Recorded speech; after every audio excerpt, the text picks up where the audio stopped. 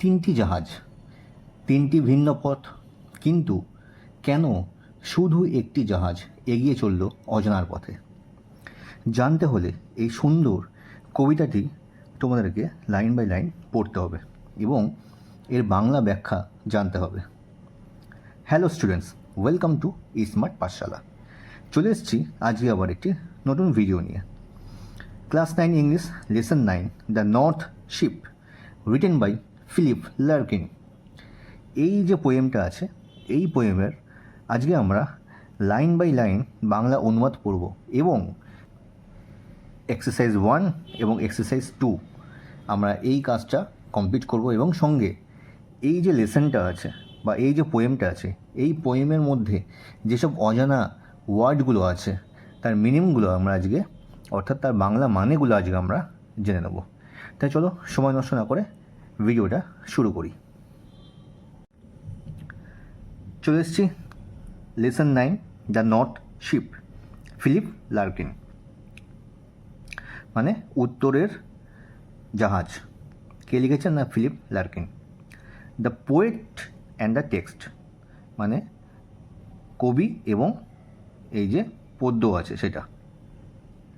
Philip Arthur Larkin, Philip Arthur Larkin 1922-1985 was a renowned English poet and novelist. একজন খুব বিখ্যাত একজন হচ্ছে কবিতা লেখেন যিনি, সে, এবং কাব্য লেখেন যিনি, তিনি উপন্যাসিক, কবি এবং উপন্যাসিক। His first book of poetry was the north ship. তার প্রথম কাব্যগ্রন্থ, তার প্রথম যে কাব্যগ্রন্থ আছে সেটি হলো, বা সেটির নাম হচ্ছে the north Ship, followed by 2 novels. মানে তার যে মানে পরপর যে দুটি উপন্যাস তিনি লেখেন আর কি, সেগুলো হচ্ছে Jill and a girl in winter. He come to prominence in 1955 with the publication of his second collection of poems, The Less Deceived। মানে সে তার যে 1955 সালে সে খুব বিখ্যাত বা খ্যাতি অর্জন করেন। কখন না, তার যখন সে দ্বিতীয় যে পদ্য বা মানে কবিতার যে গ্রন্থ বেরোয়, যার নাম হচ্ছে লেস ডিসিভড। এই মানে এই বইটা বের করার পর তিনি ভীষণ খ্যাতি লাভ অর্জন করেন। ফলোড বাই দ্য উইস্টন ওয়েডিং অ্যান্ড হাই উইন্ডোজ, মানে তারপরে তিনি এই যে দ্য উইস্টন weddings and the high windows, এগুলো আস্তে আস্তে তিনি প্রকাশিত করেন বা লেখেন। He was offered the position of poet লেকচারেট in 1984 but he decline it. মানে তাকে অফার করা হয়েছিল বা তাকে প্রস্তাব দেওয়া হয়েছিল রাজকবি হিসাবে, ঠিক আছে। এই যে poet of position of poet লেকচারেট, এটা হচ্ছে রাজকবি, কিন্তু 1984 সালে তাকে রাজকবি হিসাবে প্রস্তাব করা হয়, কিন্তু তিনি সেটা প্রত্যাখ্যান করেন, সেটা নেয়নি। This poem describes the journey of 3 ships that head to different destinations. এই যে কবিতাটা আছে, এই কবিতার মধ্যে বর্ণনা করা হয়েছে 3টে জাহাজের জার্নি, ঠিক আছে, যেগুলো 3টে ভিন্ন ভিন্ন দিকে যাত্রা করছিল। ওয়াইল 2 শিপস রিটার্ন, যেখানে 2খানা জাহাজ ফিরে এসেছিল। 1 presses forward and face perils to continue its long onward journey. কিন্তু একটা বিভিন্ন রকম বাধা বিপত্তির সম্মুখীন হয়েও কিন্তু সে অনেক দূর, বড় একটা যাত্রার দিকে সে এগিয়ে গেছিলো। Almost like symbol of aspirations that ওভারকামস all obstacles. মানে এটা একটা মানে কী বলবো, এটা একটা মানে কবি দেখাতে চেয়েছিলেন বা বোঝাতে চেয়েছিলেন যে জীবনের বড় লক্ষ্য অর্জন করতে হলে বিভিন্ন রকম বাধা বিপত্তির মধ্যে তাকে পড়তে হবে, এবং এই সেই বাধা বিপত্তিকে মানে জয় করেই তোমাকে বড় কাজে বা বড় সাফল্য অর্জন করতে হবে। এটাই কিন্তু সে এটা দেখাতে চেয়েছিল বা এই কবিতার মাধ্যমে সে বোঝাতে চেয়েছে। তাহলে চলো এবার কবিতাটি শুরু করি। চলো শুরু করি কবিতাটি। I saw 3 ships go sailing by. আমি দেখলাম 3টে জাহাজ ভেসে চলেছে। Over the sea, the lifting sea, মানে সমুদ্রের ওপর, উত্তাল সমুদ্রের ওপর। And the wind rose in the morning sky, এবং সকালের বাতাস, মানে আকাশে বাতাস উঠলো আর কি, সকালের আকাশে বাতাস উঠলো। And one was rigged for a long journey, এবং একটি জাহাজ দীর্ঘ যাত্রার জন্য প্রস্তুত ছিল। The first ship turned towards the west, প্রথম জাহাজটি পশ্চিমের দিকে ঘুরল। Over the sea, the running sea, মানে সমুদ্রের ওপর, ছুটে চলা সমুদ্রের ওপর। And by the wind was all possessed, মানে আর বাতাস দখলে ছিল তার সব কিছু, মানে বাতাসের দখলে সব কিছু ছিল। And carried to a rich country, এবং তা একটা সমৃদ্ধ দেশের দিকে বয়ে নিয়ে যাচ্ছিল। ঠিক আছে, মানে ওই যে প্রথম যে জাহাজটা আর কি, সেই জাহাজটা কোথায় গেল না, একটা খুব ধনী দেশ, খুব সমৃদ্ধকারী দেশের দিকে বয়ে নিয়ে যাওয়ার জন্য, মানে বয়ে নিয়ে যাওয়া হলো আর কি। The second turn toward the east, দ্বিতীয় জাহাজটি পূর্বের রাস্তা ধরল বা পূর্ব দিকে ঘুরল। Over the sea, the quaking sea, মানে সমুদ্রের ওপর, কাঁপতে থাকা সমুদ্রের ওপর। কুইকিং কথা হচ্ছে কাঁপতে থাকা। And the wind hunted it like a beast, এবং বাতাস তাকে শিকার করলো যেন এক হিংস্র পশুর মতো, মানে একটা হিংস্র পশু মতো বাতাসটা তার উপর অ্যাটাক করলো। টু অ্যাঙ্কার ইন ক্যাপিটিভিটি, মানে বন্দিত্বে নোঙর করার জন্য, মানে এত বাতাস যেটা পশুর মতো, হিংস্র পশুর মতো তার উপর আছড়ে পড়লো, এবং তার জন্য সে বাধ্য হয়ে, মানে হাওয়ার কাছে সে হার মেনে তাকে নোঙর করতে বাধ্য হলো। সে একটা মানে পাড়ে বা সমুদ্রে কোনো কিনারায় উপকূলে সে নোঙর করতে বাধ্য হলো। নেক্সট দেখি কি বলছে নেক্সট পেজে। The third ship drove towards the north, তৃতীয় জাহাজটি উত্তরের দিকে এগিয়ে চলল।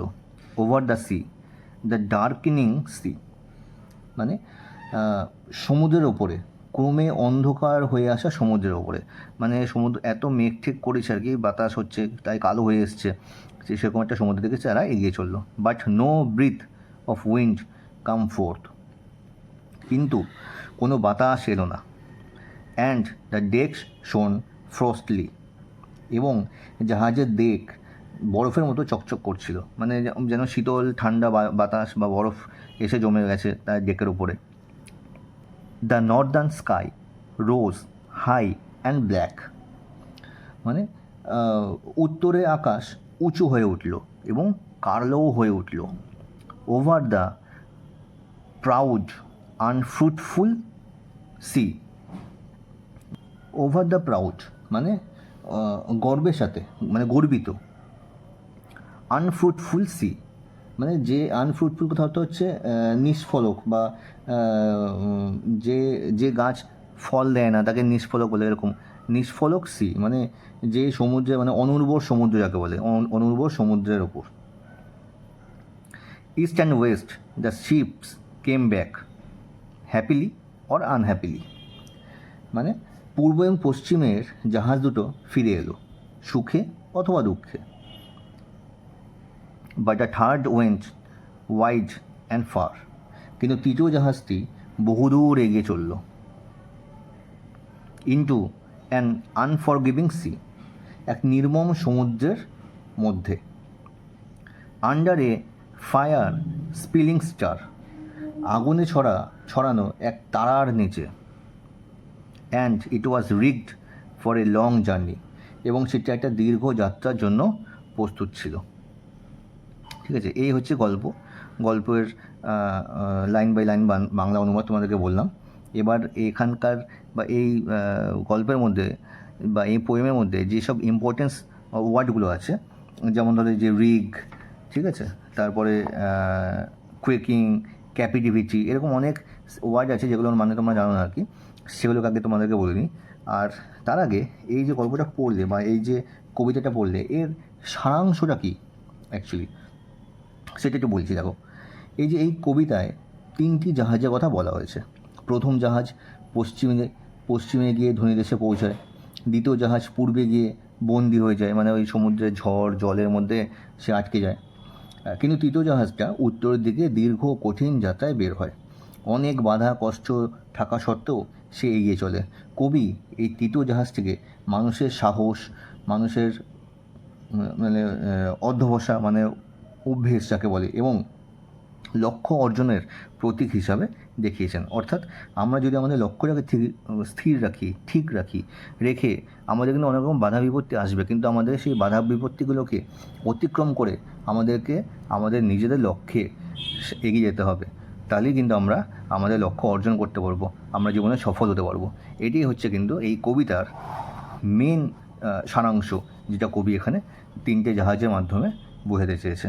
তাহলে এবার চলো আগে ওয়ার্ডগুলো আমরা একটু দেখে নিই। হ্যালো স্টুডেন্টস, চলে এসেছি আমরা বোর্ডে। Lesson 9, the north ship, Philip Larkin, written by. এই লেসনের বা এই পোয়েমের যে ইম্পর্টেন্স ওয়ার্ডগুলো আছে সেগুলো আমি লিখে রেখেছি। এগুলোর একটা একটা করে বাংলা মানে আমি তোমাদেরকে বলবো। দেখো, প্রথমে রয়েছে সেইলিং। সেইলিং কথা অর্থ হচ্ছে পাল তোলা বা ভেসে বেড়ানো, ঠিক আছে।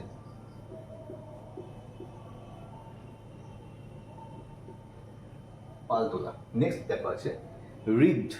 রিগড কথা অর্থ হচ্ছে প্রস্তুত করা।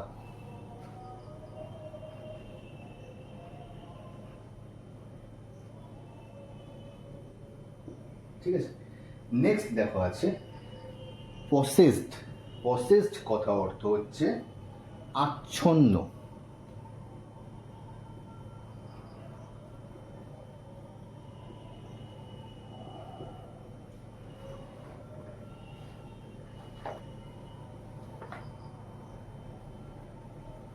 নেক্সট দেখো আছে কুয়েকিং। কুয়েকিং কথা অর্থ হচ্ছে কম্পন।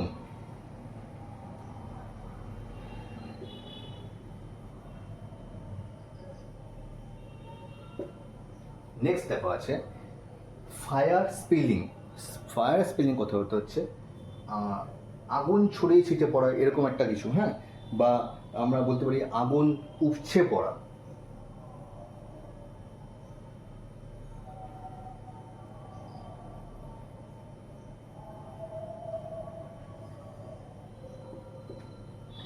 নেক্সট দেখো আছে ক্যাপিটিভিটি।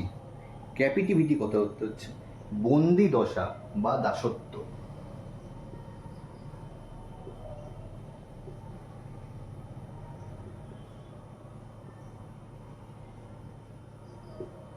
নেক্সট দেখো আছে ড্রোভ।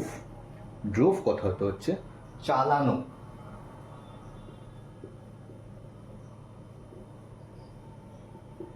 নেক্সট দেখো আছে আনফ্রুটফুল। আনফ্রুটফুল কথা হচ্ছে নিষ্ফল বা ফলহীন।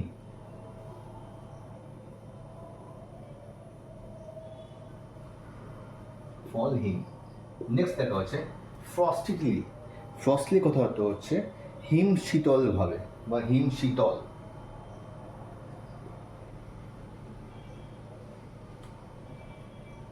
সরি।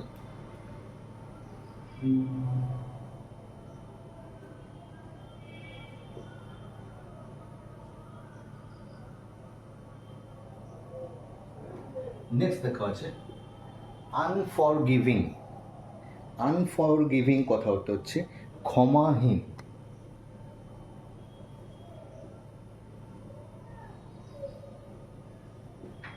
ঠিক আছে। তাহলে এই হচ্ছে এই যে পোয়েমটা আছে দ্য নর্থ শিপ, এর মধ্যে যেসব ওয়ার্ড আছে যার বাংলা মানে একটু কঠিন, সেগুলো আমি এগুলো লিখে রেখেছি, তোমরা এগুলো নোট ডাউন করে নাও। এবার আমরা চলে যাব বইতে, যেখানে আমরা অ্যাক্টিভিটি 1 করব এবং অ্যাক্টিভিটি 2, এই দুটো কিন্তু আজকে আমরা করব। তাই চলো বইতে চলে যাই।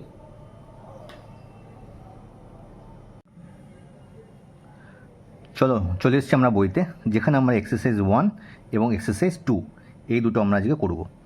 তাহলে প্রথমে দেখে নিই আমরা এক্সারসাইজ 1-এ কী বলছে, tick the correct answer from the given alternatives. মানে এখানে যে অল্টারনেটিভ দেওয়া আছে এর মধ্যে কোনটা সঠিক সেটা আমাদেরকে বেছে নিয়ে লিখতে বলছে।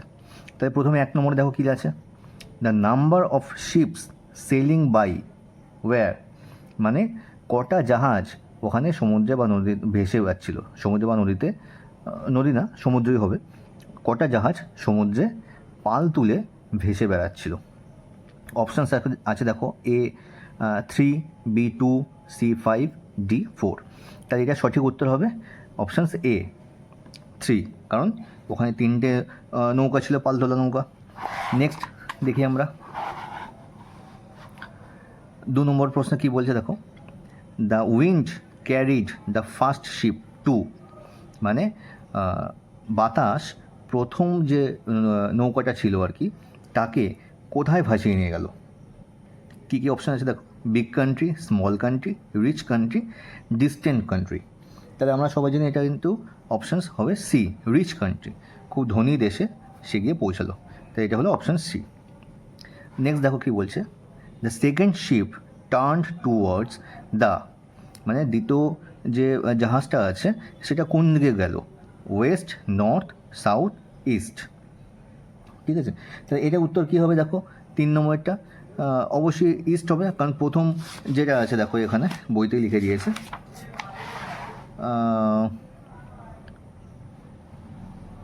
First ship turn to the west and second turn war the east, তাহলে ইস্ট হবে।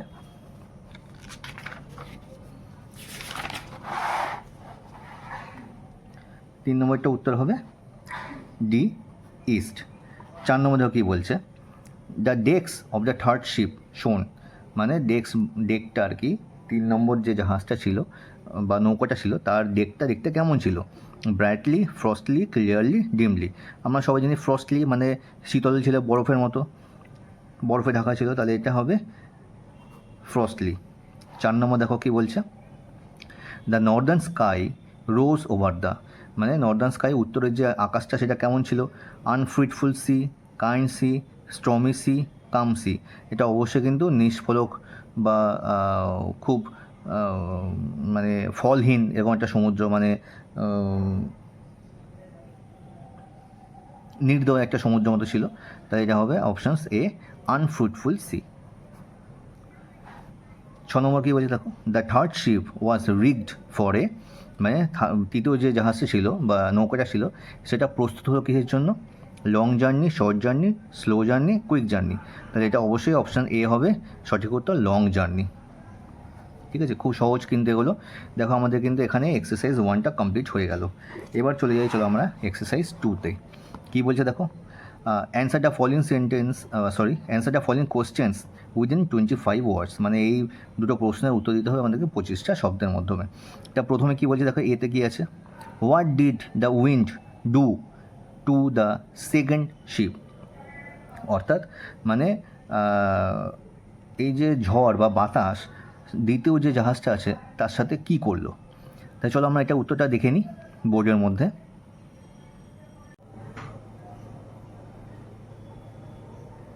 চলো আমরা চলে এসেছি এক্সারসাইজ 2 এর অ্যান্সার নিয়ে। কী বলছি, কী লিখেছি দেখো এক্সারসাইজ 2 এতে, the wind hunted the second ship like a beast and drove it into captivity where it had to anchor. মানে এই যে ঝড় বা ঝড়ের দাপট ওই দ্বিতীয় যে জাহাজটা আছে তার উপরে এমনভাবে মানে পশুর মতো, হিংস্র পশুর মতো আঁচড়ে পড়লো এবং তাকে দাসত্ব করলো বা দাসত্ব করতে বাধ্য করলো, মানে ওই হাওয়া বা ওই ঝড় নিজেকে দাসত্ব করতে বাধ্য করলো, ওই জাহাজকে দাসত্ব করতে বাধ্য করলো এবং সে নোঙর করতে বাধ্য হলো, মানে ঝড়ের দাপটে সে দাস হয়ে নোঙর করতে বাধ্য হলো। এটা হচ্ছে তোমাদের এক্সারসাইজ 2 এর এ এর উত্তর। এবার চলো আমরা দেখে নিই বি এর প্রশ্ন কী বলছে এবং তার উত্তরটা কী হবে। চলে এসছি আমরা আবার এক্সারসাইজ 2 এর বিতে। কী বলছে দেখো, give any 2 points of difference between the journey of the third ship and the other 2 ship. মানে আমাদেরকে এখানে দুখানা পয়েন্ট লিখতে বলছে, যেখানে যে 3 নম্বর যে জাহাজ ছিল তার সাথে বাকি দুটো জাহাজের কী কী পার্থক্য আছে, সেই পার্থক্য আমাদেরকে দুখানা পয়েন্ট যেখানে লিখতে বলছে। তাই চলো আমরা দেখে নিই এটা বোর্ডে কী উত্তর হবে।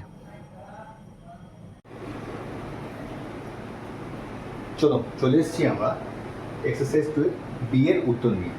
দেখো বি এর উত্তরে দুখানা পয়েন্ট জানতে চেয়েছে, সে দুটো পয়েন্ট আমি লিখে রেখেছি। এবার তোমাদের একটু বুঝিয়ে দিই। 1 নম্বর পয়েন্টে কি লিখেছি দেখো, the first 2 ships went east and West. মানে প্রথম দুটো জাহাজ একটা পূর্ব দিকে এবং একটা পশ্চিম দিকে গেল। But the third ship said towards the north. এবং কিন্তু তৃতীয় যে জাহাজটা আছে সেটা কিন্তু উত্তরের দিকে যাত্রা করলো। এটা হচ্ছে প্রথম পয়েন্ট। 2 নম্বর পয়েন্ট লিখেছি দেখো, দ্য ফার্স্ট 2 শিপস রিটার্ন। মানে প্রথম দুটো যে জাহাজ সেটা ফিরে এসছে। But the third sheep continue its long journey. কিন্তু তৃতীয় যে জাহাজটা আছে সেটা কিন্তু তার লম্বা যাত্রা করতে এগিয়ে গেল। ঠিক আছে, তাহলে এটা কিন্তু এক্সারসাইজ 2 এ বি এর উত্তর, দুটো পয়েন্টস আমি এখানে লিখে দিয়েছি। তাহলে দেখো এখানে কিন্তু আমরা এক্সারসাইজ 2টা কমপ্লিট করে ফেললাম। এর সাথে সাথে কিন্তু আমরা এই লেসন 9 দ্য নর্থ শিপ এর যে পার্ট 1 আছে সেটাও কিন্তু আমরা এটা আজকে কমপ্লিট করে ফেললাম। নেক্সট পার্টে কিন্তু আমরা এর বাকি যে এক্সারসাইজগুলো আছে, অর্থাৎ গ্রামার এবং রাইটিং স্কিল ভীষণ ইম্পর্টেন্স, সেগুলো কিন্তু করবো। তাই দেখা হচ্ছে তোমাদের সাথে নেক্সট ভিডিওতে।